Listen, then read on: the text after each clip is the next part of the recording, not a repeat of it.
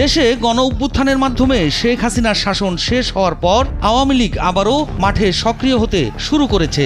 দীর্ঘ 15.5 বছর পর ক্ষমতাচ্যুত দলটি শহীদের রক্তের উপর দাঁড়িয়ে ফের একনায়ক শাসনের প্রস্তুতি নিচ্ছে বলে অভিযোগ উঠছে। এসব ঘটনায় সাধারণের মনে প্রশ্ন উঠেছে, কি হচ্ছে পর্দার আড়ালে?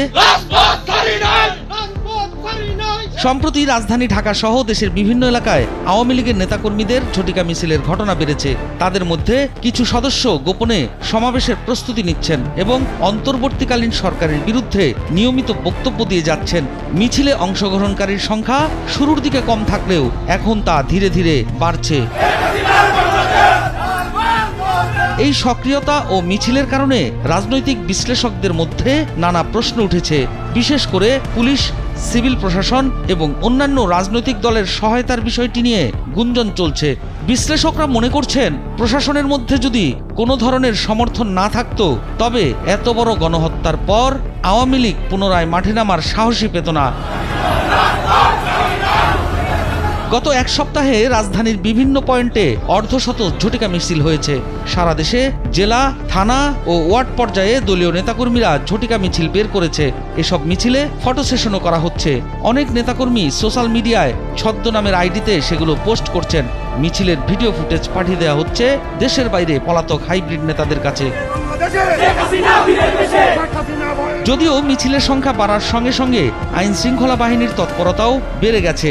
গত 8 ফেব্রুয়ারি থেকে শুরু করে 1 মার্চ পর্যন্ত 22 দিনে সারা দেশে অপারেশন ডেভিল হান্ট অভিযানে আওয়ামী লীগ ও তার অঙ্গ সংগঠনের 12,500 নেতাকর্মী গ্রেপ্তার হয়। এরপর থেকে আওয়ামী লীগের নেতাকর্মী গ্রেপ্তার অভিযান একটু থেমেছিল। গত সপ্তাহে রাজধানীর বাড্ডায় আওয়ামী লীগের নেতাকর্মীরা একটি ঝটিকা মিছিল বের করে। মিছিলটি উত্তর বাড্ডা থেকে রামপুরা বাজারে গিয়ে শেষ হয়। মিছিলে 2 শতাধিক নেতাকর্মী অংশ নেয়। প্রায় আধ ঘন্টা ধরে এই মিছিল করার পর স্বরাষ্ট্র মন্ত্রণালয়ে ব্যাপক প্রতিক্রিয়া হয়। এরপরই আওয়ামী লীগের মিছিলের প্রতি পুলিশকে কঠোর হওয়ার নির্দেশ দেওয়া হয়েছে। এদিকে কিছু রাজনৈতিক শক্তি আওয়ামী লীগকে তৃতীয় বিকল্প শক্তি ঠেকানোর জন্য সমর্থন প্রদান করছে বলে ধারণা করা হচ্ছে। বিশেষজ্ঞরা আশঙ্কা প্রকাশ করেছেন, আওয়ামী লীগের ষড়যন্ত্রের ফলস্বরূপ আগামী জাতীয় নির্বাচনের পর রাজনৈতিক পরিস্থিতি আরও অশান্ত হতে পারে। জাতীয় নাগরিক পার্টির মুখ্য সংগঠক হাসনাত আব্দুল্লাহ তার ফেসবুক পোস্টে উল্লেখ করেছেন, আওয়ামী লীগের মিছিল বড় হতে শুরু করেছে এবং তাদের কর্মকাণ্ড শিষ্টাচার বহির্ভূত হয়ে উঠতে পারে। তিনি সরকারের প্রতি সতর্কবার্তা দিয়েছেন। বিশ্লেষকদের ধারণা, ভারতের সহায়তায় আওয়ামী লীগ পুনরায় রাজপথে সক্রিয় হতে সক্ষম হয়েছে এবং দেশি বিদেশি শক্তি তাদেরকে উৎসাহ প্রদান করছে। যেখানে বর্তমান প্রশাসনেরও অনেক হর্তাকর্তারা রয়েছেন বলে গুঞ্জন রয়েছে। আওয়ামী লীগের পলাতক নেতারাও কারি কারি টাকা ছড়াচ্ছে বলে জানা গেছে, যাকে দেশে নতুন করে রাজনৈতিক অস্থিরতা সৃষ্টির চেষ্টা হিসাবে দেখছেন সচেতনরা। 5 আগস্টের পর গত ডিসেম্বর পর্যন্ত প্রকাশ্যে সেভাবে কার্যক্রম চালাতে দেখা যায়নি দলটির নেতাকর্মীদের।